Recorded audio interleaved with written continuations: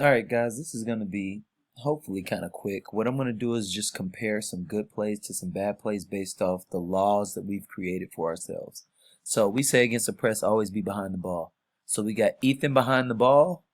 Kamal should throw it right back to Ethan right here, and he's looking up the court. Remember, the ball just got in. There's no reason to rush it. Alright, so this is the same play. So now we got DJ. Remember, we should always have somebody behind the ball to release the pressure.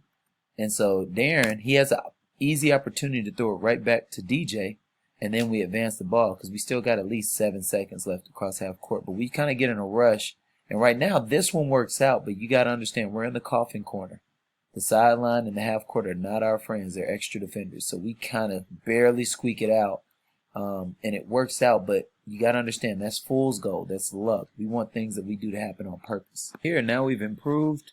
As soon as we catch the ball, we throw it behind us. Remember, it's super important that you get out of the first trap. Now, because there's 2 on the ball, this is going to be the interceptor. We reverse the ball against the press. Ethan forgets that.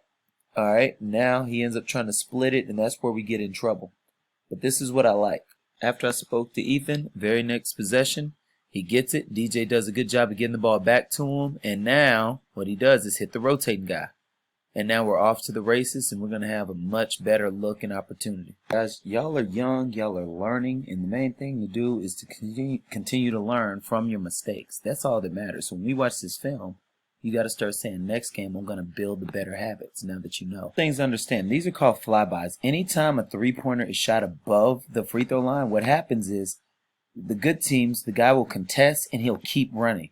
And now that means he's behind you. So we got to learn to balance the floor. DJ isn't recognizing yet, nor Gabe, that there's a guy flying by. So now they actually take 2 steps up, which is even worse. And now they just throw it right over our head for a layup.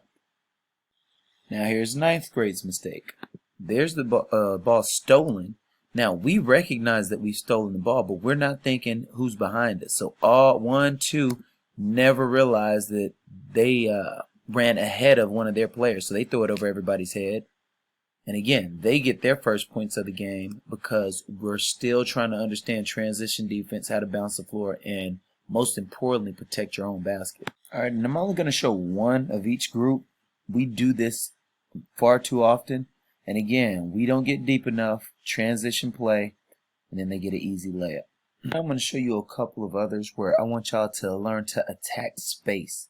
So right here, this guy goes for a steal.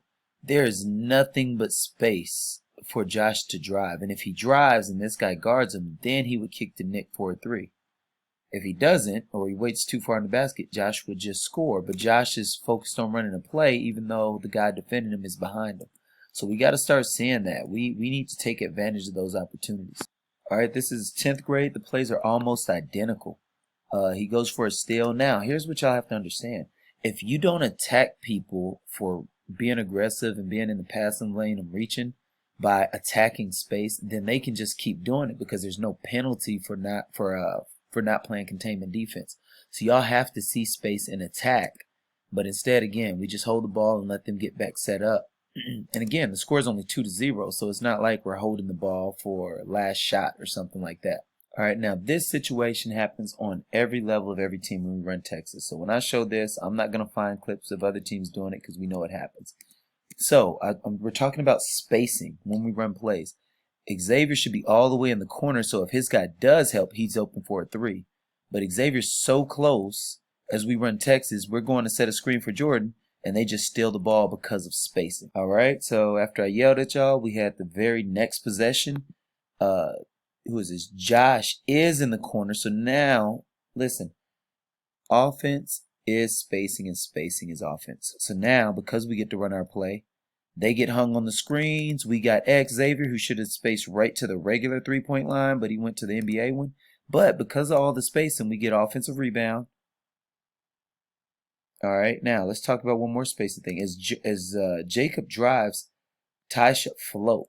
And if he floats, he's in a position to shoot a 3, but he goes backwards instead of sideways. So learning where and how to properly space is huge. Running double, we're still talking about proper spacing.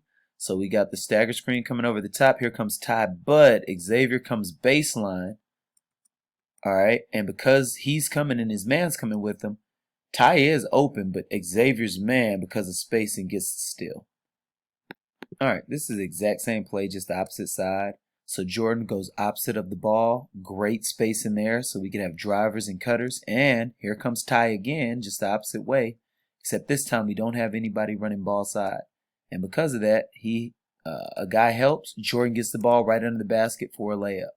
So again, don't take it personally when I'm getting on you. I'm just getting you to play to the level of your abilities. I know y'all are capable of doing these things correctly, and y'all are proving it on this video. All right, this is great to see for y'all. It's a free throw play. Charleston and I talked about this, so he already knows. But remember, I get not being able to execute things that I've taught you in terms of skill set. Hey, throw a pocket pass if he helps up. Throw this pass if he does this. I know there's not enough oxygen in your brain while you're playing to play outside of your habits. But when you're at the free throw line, there's plenty of time to do what you already know to do. So we have free throw plays. Should be a cross. And Charleston doesn't cross. Had he crossed, he would have got the offensive rebound. Here's 8th grade. This is an excellent cross right there. Y'all are in great position to rebound. And here we have Josh and Court who get it, and then they get an easy putback. And keep in mind, those are two guards. So if you just do it right, you'll be able to get a hand on the ball. And we tell all our post players, just like Josh just did, touch every rebound. If you keep it alive, you give your teammates a chance to come up with. I'm going to close this with here's a play where when that ball goes to the sideline, you can't stay there. So right here, Atlanta, you have plenty of space to attack middle. If you do that, when this guy picks you up, you could either throw a bounce pass to Josh or you'll hit a wide open Nick. So you got to hurry up and hit that gap. That's what I'm talking about when I say attack space. But now you're just stuck with the ball in a bad spot. So we went from a strong position to more of a weak position now. We watch film so y'all can see how effective the instruction is. So when we get the ball to Ethan right here, I had instructed him, we're going to do this pass on purpose. We're not going to run Phoenix and flash a guy. We're going to drive middle, make this guy guard, and we put two shooters on the weak side. So look what happens. We drive, kick, and we get a wide open look, and we're in position to get offensive rebounds. If 8th graders remember, for the first 4 or 5 plays, we just basically ate off this concept the whole time and kept giving really good looks. All right, so again, y'all have a lot to be proud of in terms of how well and how good you're executing. Again, after the information is given, y'all are doing a pretty good job of executing it. We drew up a play here. This is Dallas, but Darren, remember we said DJ's coming back off of it, and it's not that this is a terrible shot, but he's wide open.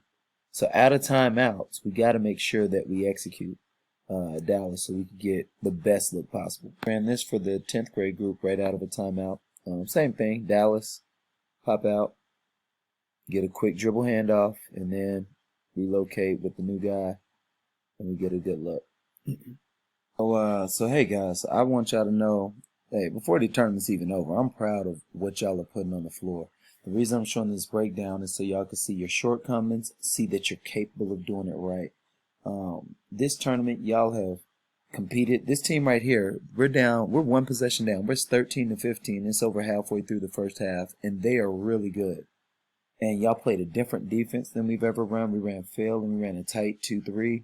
Y'all are executing well. All the teams, they've done good things. We need to make sure that we learn to be consistent and continue to grow, because that's exactly what y'all are doing right now. Y'all are growing.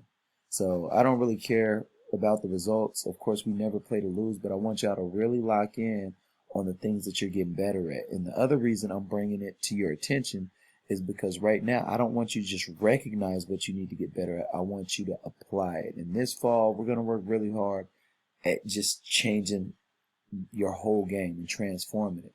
So really lock in, really learn, and let's continue to finish this tournament out strong. Great job, guys. Watch this a couple times and really learn from it.